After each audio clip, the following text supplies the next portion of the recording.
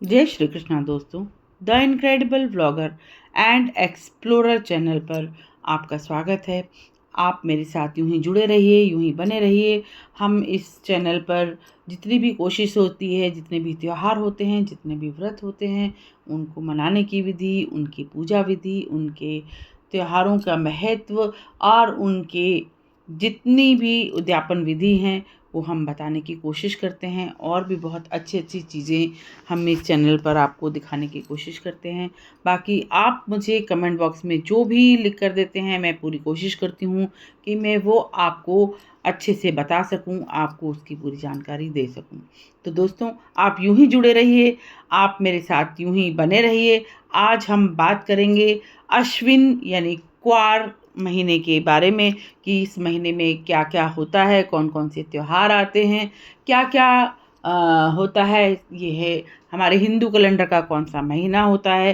तो मैं इसकी आपको पूरी जानकारी दूंगी, तो आप अंत तक बने रहिए, मेरे साथ यूं ही जुड़े रहिए। मेरे चैनल को अभी तक आपने सब्सक्राइब नहीं किया है तो सब्सक्राइब कीजिए, लाइक करें, शेयर करें और कमेंट बॉक्स में कमेंट्स ज़रूर लिखें। तो दोस्तों, हिंदी महीने के अनुसार, हिंदी कैलेंडर के अनुसार ये हमारे 7वें महीने में हम प्रवेश कर रहे हैं। 7वां महीना क्वार का महीना यानी अश्विन महीना कहा जाता है। कैलेंडर में इसको अश्विन महीने में लिखा जाता है, देशी भाषा में हम इसको क्वार का महीना कहते हैं। इस माह में दिन छोटे होने लगते हैं, रातें बड़े होने लगती हैं, सर्दी थोड़ी थोड़ी आने लगती है। इस माह में मनाए जाने वाले व्रत और त्योहार बहुत ही महत्वपूर्ण होते हैं। सबसे पहले शुरुआत होती है भादो मास की पूर्णिमा से। हमारे पितृपक्ष शुरू हो जाते हैं यानी श्राद्ध शुरू हो जाते हैं। सबसे पहला जो श्राद्ध होता है, श्राद्ध के 16 दिन होते हैं और सबसे पहला श्राद्ध जो होता है पूर्णिमा का, अगर किसी का श्राद्ध हो तो वो भादो मास की पूर्णिमा को ही उनका श्राद्ध मनाया जाता है। तो और उससे अगले दिन प्रतिपदा से शुरू होते हैं और अमावस तक अंतिम श्राद्ध चलते हैं। प्रतिपदा से अमावस्या तक 15 दिन होते हैं और 16वां श्राद्ध जो भादो मास की पूर्णमासी होती है उस दिन मनाया जाता है। तो कुल मिलाकर हमारे 16 श्राद्ध होते हैं। 16 श्राद्धों में हम अपने पितरों को, अपने जो भी हमारे पितृपक्ष हैं उनको हम मनाने की पूरी कोशिश करते हैं। और जैसे ही श्राद्ध खत्म हो जाते हैं उसके बाद नवरात्रि शुरू हो जाते हैं। तो जब हमारे श्राद्ध चल रहे होते हैं तो उसी में हम एक और तैयारी करते हैं, वो होती है सांझी। सांझी की तैयारी हम इसलिए करते हैं क्योंकि हम उनकी जो टिकली की बनानी होती है या मिट्टी की बनानी होती है, आजकल तो मार्केट में बनी हुई भी मिल जाती है, तो वो प्रतिमा हम ले आते हैं घर पर। वो हम उनकी पूजा करते हैं। लेकिन अमूमन हमने, जब हम छोटे थे तो हमने घरों में अपनी दादी को, अपनी नानी को, अपनी मम्मी को इन्हीं पितृपक्षों में उनको बनाते हुए, उनकी तैयारी करते हुए देखा है। और पूर्णमासी के बाद जो भी ये दिन आते हैं 15 दिन में ही इनकी तैयारी होती है। धीरे धीरे करके इनको बनाते हैं, फिर इनकी मिट्टी से ये बनाई जाती हैं, फिर इनको सुखाते हैं। सुखाने के बाद अश्विन महीने की अमावस को इन पर कलर वलर लगा के इनको अच्छे तरह से सजा कर और हम अपने आंगन में इनको सुसज्जित कर लेते हैं।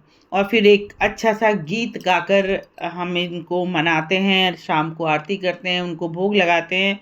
ये मैंने अपने चैनल पे डाल रखा है, सांझी का गीत आप सुन सकते हैं, उसको अच्छे से कर सकते हैं। और मैं अभी भी करूँगी, मैं इस बार सोच रही हूँ कि मैं इसको लाइव करूँ, सांझी के जो भी हम गीत गाते हैं। तो आप, हो सकता है आप मेरे चैनल पर उसको लाइव भी देखें। सांझी की जो पूजा है वो सुबह शाम की जाती है। सुबह उनको भोग लगाते हैं और शाम को उनको भोग लगाते हैं। और एक गीत होता है, उस गीत को गाकर उनको हम मनाते हैं, झांझी झांझी जय ले। तो जैसे ये त्यौहार शुरू होंगे मैं एक एक करके इनके बारे में आपको बताऊंगी। तो इस तरह से पितृपक्ष हम मनाते रहते हैं। पितृपक्ष में एक अष्टमी के दिन महालक्ष्मी का व्रत रखा जाता है। महालक्ष्मी का व्रत राधा अष्टमी यानी भादो मास की राधा अष्टमी जो आती है उससे शुरू होता है और क्वार की अष्टमी, पितृपक्ष की अष्टमी पर ये समाप्त होता है। यानी ये 16 दिन ये व्रत चलता है और इस दिन महालक्ष्मी जी की पूजा की जाती है। हम 16 गांठों वाला एक धागा इस दिन पहनते हैं।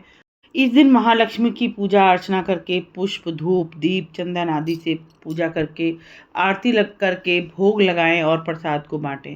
रात्रि में चंद्रोदय होने पर चंद्रमा को अर्घ देकर उनकी आरती उतार कर तत्पश्चात भोजन करें। तो इस तरह महालक्ष्मी व्रत का पारण किया जाता है।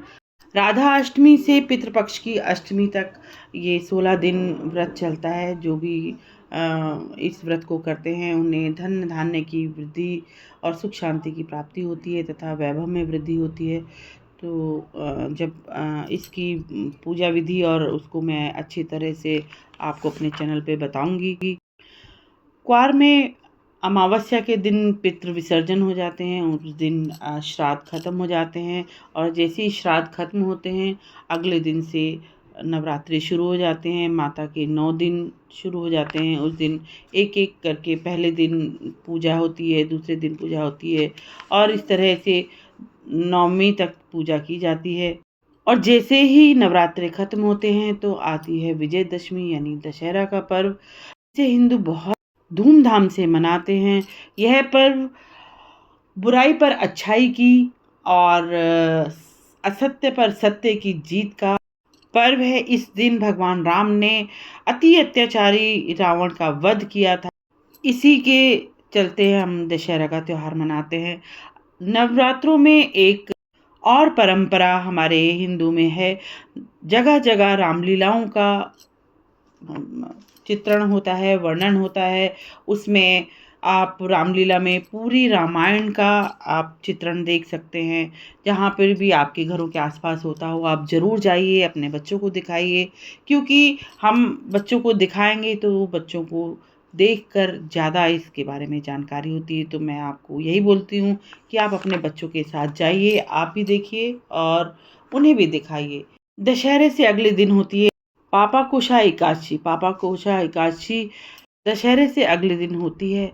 इसकी पूजा अर्चना जैसे हम अन्य एकादशियों की करते हैं उसी तरह हमें करनी चाहिए। इस दिन असत्य से बचना चाहिए, हमें भगवान की भक्ति में लीन रहना चाहिए। इसकी कथा और इसकी पूजा अर्चना के बारे में मैं आपको अपने चैनल पर जैसे जैसे दिन आते जाएंगे मैं पूरी कथा और व्रत के साथ आपको इसका वृतांत सुनाऊंगी। अन्य एकादशियों का भी मैंने वर्णन कर रखा है, आप मेरे चैनल पर जा सकते हैं। और इस महीने के अंत में आती है पूर्णिमा। क्वार महीने की पूर्णिमा को शरद पूर्णिमा के नाम से जाना जाता है। इस दिन प्राय जिन लोगों ने सांझी के पुतले अपने घर में रखे थे उन पुतलों को नदी या तालाब में विसर्जन किया जाता है।